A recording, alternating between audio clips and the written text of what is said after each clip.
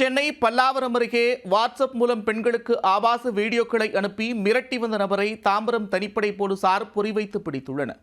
Juice குடிக்கலாம் வாங்க என்று வரவழைத்த போலீசார் குற்றவாளியை தொக்காக தூக்கியது எப்படி? ஹாய், ஹலோ, எனக்கு உங்களை நல்லா தெரியும் என வாட்ஸ்அப்பில் அறிமுகமாகி பின்னர் ஆபாச வீடியோக்களை அனுப்பி காதல் வலையில் சிக்க வைக்க முயன்ற மர்ம நபர் இறுதியில் போலீசார் விரித்த வலையில் வசமாக சிக்கியிருக்கிறார். சமூக வலைத்தளங்கள் மூலம் பெண்களை குறிவைத்து ஆபாச வீடியோக்களை அனுப்பி மிரட்டி வந்த நபரை போலீசார் சிக்க வைத்தது எப்படி? சென்னை பல்லாவரத்தை அடுத்த பொழிச்சலூரைச் சேர்ந்தவர் அந்த 38 வயது பெண். சமூக சேவைகளில் ஈடுபட்டு அதனை இன்ஸ்டாகிராம் மற்றும் ஃபேஸ்புக் உள்ளிட்ட சமூக வலைத்தளங்களில் பதிவிட்டு வந்துள்ளார்.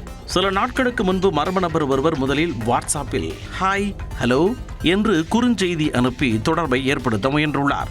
அதற்கு அந்த பெண் பதிலளிக்காத நிலையில் நேரடியாக தொலைபேசியில் தொடர்பு கொண்ட அவர் சிறு வயது முதல் தெரிந்தவர் போல பேசி நம்பிக்கையை ஏற்படுத்த முயன்றதாக கூறப்படுகிறது. ஆனால் அவரது பேச்சை நம்பாத பெண் தொடர்ந்து புறக்கணித்துள்ளார். இதனால் ஆத்திரமடைந்த அந்த நபர் பல பெண்களுடன் நெருக்கமாக இருக்கும் ஆபாச புகைப்படங்கள் மற்றும் வீடியோக்களை வாட்ஸ்அப் மூலம் அனுப்பி தன்னுடன் உறவில் ஈடுபடுமாறு வற்புறுத்தியுள்ளார். அது மட்டுமில்லாமல் தனது விருப்பத்திற்கு இணங்கவில்லை என்றால் பெண்ணின் புகைப்படங்களை ஆபாசமாக சித்தரித்து சமூக வலைத்தளங்களில் பரப்பி விடுவேன் என மிரட்டியதாக கூறப்படுகிறது. இதனால் அதிர்ச்சியடைந்த அந்த பெண் தாம்பரம் காவல் துணை ஆணையரிடம் புகார் அளித்ததுடன் அந்த நபர் அனுப்பிய ஆபாச வீடியோக்கள் மற்றும் புகைப்படங்களையும் போலீசாரிடம் ஒப்படைத்துள்ளார். புகாரின் அடிப்படையில் தனிப்படை போலீசார் பாதிக்கப்பட்ட பெண் போலவே பேசி சரி ஜூஸ் குடிக்கலாம் வரீங்களா என கூறி மர்ம நபரை வரவழைத்துள்ளனர். சென்னை பெசன்ட் நகரில் உள்ள குளிர்பான கடைக்கு குஜாலாக வந்த நபரை அங்கு மாறுவேடத்தில் காத்திருந்த போலீசார் கோழியை ஈரத்துணியை போட்டு அமுக்குவது போல சுற்றி வளைத்து லபக்கென கைது செய்தனர். விசாரணையில் கைது செய்யப்பட்டவர் சென்னை மாதவரத்தைச் சேர்ந்த ஜோதிவாசுகுமார் என்பதும் கான்ட்ராக்ட் அடிப்படையில் எலக்ட்ரீஷியனாக பணியாற்றி வந்ததும் தெரியவந்தது. அவரது செல்போனை ஆய்வு செய்த போலீசார் பல பெண்களுடன் இருக்கும் ஏராளமான ஆபாச புகைப்படங்கள், வீடியோக்கள் மற்றும் வீடியோ அழைப்புகளின் பதிவுகளை கண்டு அதிர்ச்சியடைந்தனர்.